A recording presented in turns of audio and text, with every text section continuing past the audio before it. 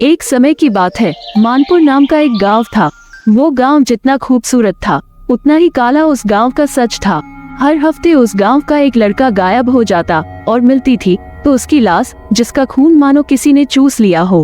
पर कभी किसी को पता नहीं चला कि आखिर ये सब कौन कर रहा है। गांव में आजकल बस यही बातें चल रही थी। अरे भाई, ये क्या बला है? पता नहीं कौन हमारे गांव के लड़कों को मार रहा है।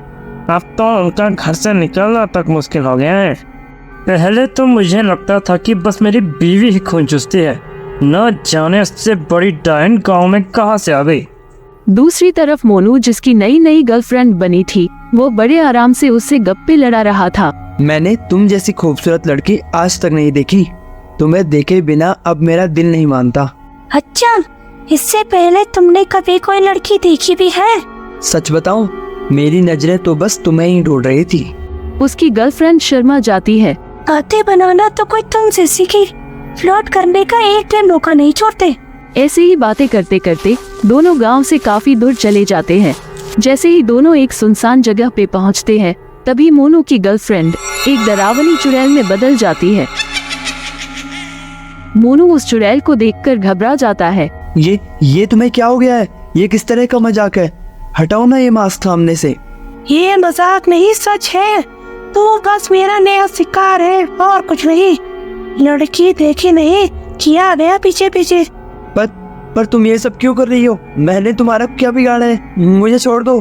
तुम सब लड़के एक जैसे होते हो। पहले लड़कियों को अपनी बातों में फंसाते हो, बाद में उन्हें धोखा देते हो। इसीलिए मैंने सोच लिया है कि मैं सारे लड़कों को मार दूंगी। पर मैं उस तरह का लड़का नहीं हूँ। मैं तो तुम्हें सच्चा प्यार करता था। मुझे जाने दो। सारे लड़के यही बोलते हैं। मैं तेरी बातों में नहीं आने वाली। तेरा भी वही हाल होगा जो बाकी सारे लड़कों का हुआ था। ये कहकर उस चुड़ैल ने मोनू को मारकर उसका खून पी लिया। अगले दिन गांव के एक आदमी को मोनू की लाश जंगल में पड़ी हुई मिली। गांव वालों की चिंता अब और ज्यादा बढ़ने लगी थी। ऐसा ही चलता रहा तो हमारे गांव में लड़कों का नामो निशान तो नहीं रहेगा। हाँ भाई, सत्यानाश है उसका जो ये सब कर रहा है। हमें कैसे भी करके इस समस्या का हल तो निकालना ही पड़ेगा।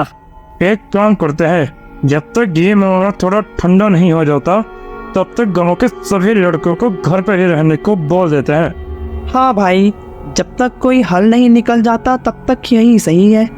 उस दिन से गांव वालों ने लड़कों का घर से निकलना बंद कर दिया।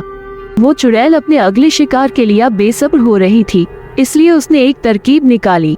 वो गांव में एक घर के पास गई और जोर जोर से चिल्लाने लगी, बचाओ बचाओ, कोई तो मदद करो, बचाओ बचाओ मुझे। चुड़ैल की आवाज सुनकर एक लड़का उस घर से बाहर आता है। उसे लगा कि किसी लड़की को शायद मदद की जरूरत है। जैसे जैसे वो लड़का आवाज के पास जाता है, वो आवाज और दूर जाने लगती है। आखिर में वो लड़का जब गांव से काफी दूर आ जाता है तो वो आवाज आना बंद हो जाती है। तभी उसके सामने चुड़ैल आ जाती है। अरे बाप रे, मैं तो मर गया आज। ये तो चुड़ैल निकली। हाँ, गया तो मेरा शिकार बनने। गाँव वालों को क्या लगा था कि वो तुम लोगों को मुझसे बचा लेंगे? मैं तो तुम्हारी मदद करने आया था। तुम मुझे नहीं मार सकती। ये तुझे किसने बोल दिया कि मैं तुझे नहीं मार सकती? आज तक कोई भी मेरे हाथों से नहीं बच पाया है, तो तू किस खेत की मूली है? जैसे ही वो चुड़ैल उस लड़के को मारने के लिए आगे बढ़ती है, तभी वहाँ एक और भूत आ जाता है। वो भूत उस चुड़ैल का वही प्रेमी होता है जिसने उसे धोखा दिया था। चुड़ैल उसे देखकर आग बबूला हो जाती है और उस भूत की तरफ बढ़ती है। इतने में वो लड़का वहाँ से भाग जाता है।